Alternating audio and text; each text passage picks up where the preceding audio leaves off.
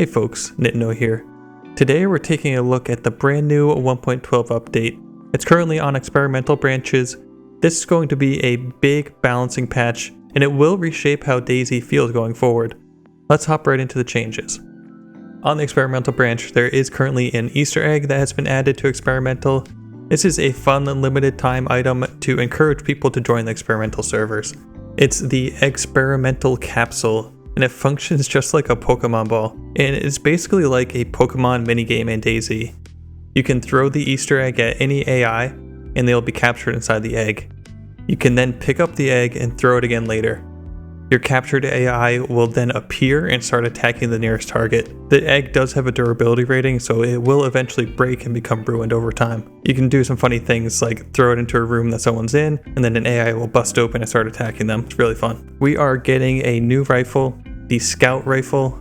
It's called the Pioneer. It's going to be a 5.56 by 4.5 rifle. There is also a 5-round mag for it. It can take most M4 attachments, for instance an M4 suppressor, the combat sights, ACOG, reflex, and RVN. There are a lot of new weapon changes to go over. There has been a complete rework on weapon damage, and that's going to need a lot of further testing. Pistols can now be heard about 250 meters, SMG and shotguns about 800 meters, ARs up to 2,000 meters, and large caliber rifles up to 3,500 meters. Assault rifles have had their recoil increased, whereas most other weapons have actually had their recoil reduced. 12 gauge buckshot has been slightly nerfed, as the buckshot now slows down much quicker. 12 gauge rubber slugs now deal extreme shock damage at close range. They're basically an easy knockout machine now. High caliber rounds can now stun a player, causing them to stumble while dealing a high amount of shock damage. This means fights will often lead to a player being knocked unconscious rather than immediately dead. The stumble effect is already highly controversial in the DayZ community. It greatly gives an advantage to the first player to land a shot. Some players are already saying how much they hate this change, and others want to see how it plays out before casting judgment. ACOG backup sights now glow in the dark. Attachment slots now have a tooltip. Modern military weapons now require more maintenance and will need to be repaired with a cleaning kit to prevent jamming. This patch we will receive some new tools: the sickle, the broom, which you can actually break down into small sticks, a hoe that can be used as a farming tool, 2 knives, the fangi, and the Kirky. For some additional changes, you can now disable landmines with a screwdriver or a knife, maybe some other tools. You can now also survive a landmine blast. You will have your legs broken, go unconscious, and take severe damage, but you will live. Previously, landmines were a complete death sentence, not so much anymore. You now have to peel potatoes before eating them with a knife or sharp object. Also, they can be planted. You can bake or dry the potatoes, but you cannot eat them with the skin on. Flags can be cut for rags. Car parts can be locked with a screwdriver, or tie iron for the tires. We have some additional changes to zombies. Zombies are more challenging than before. Zombie attacks are faster and harder to block.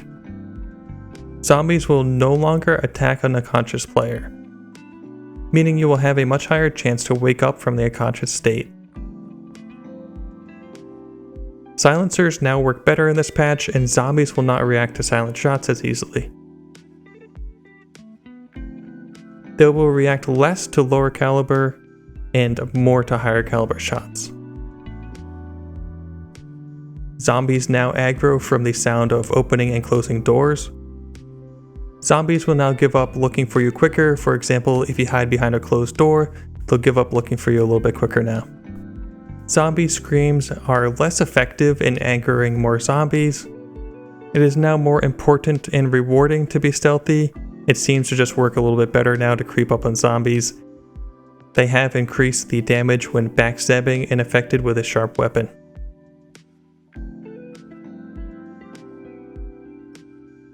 Barbed wire handcuffs will now cause bleeds when struggling, so if you tie someone up with it, they're going to have a real tough time when they try to struggle.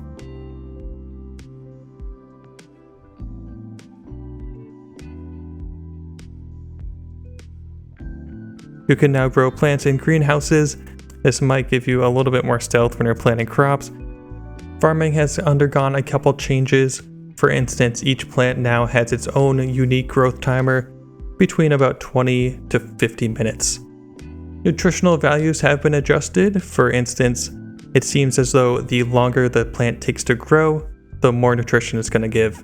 Fertilizer now increases how much the plant yields instead of shortening the growth timer. Plants now have an increased chance to be infested, making farming a little bit more challenging. Plants will also go bad after a period of time when they are fully grown. Cutting up pumpkins will now give 2 pieces instead of 1. We're also going to get about 10 new types of food. We're going to get honey, chips, crackers, 3 types of zagorki, goose liver, Fanta orange soda, salty sticks, canned pork, lunch meat, dog food, cat food, brisket spread, and an unknown can. I've tried eating all of these items and it doesn't appear that it's made me sick. This could be changed, especially the unknown can. It sounds a little risky to me, but so far it hasn't been too bad. There is now also a wider grace period between getting the full stomach indication and actually getting sick from being too stuffed. Alright, I've gone over all of the major changes. There could be new stuff coming, there could be some balance tweaks. This is what experimental is all about, but this should be a good picture of what's to come. I'll post a link to the official patch notes down below if you'd like to go over them yourself. I expect a lot of balancing changes to happen from here till release. I'm going to hold off on making my armor and helmet penetration guide. I know I made one about a month and a half ago, but that thing's going to be out of date pretty soon. So once this patch hits, I'll do a new one, and I'll try to get that up as soon as possible.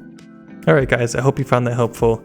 If you did, I really appreciate you hitting that sub button, like button, or leaving a comment.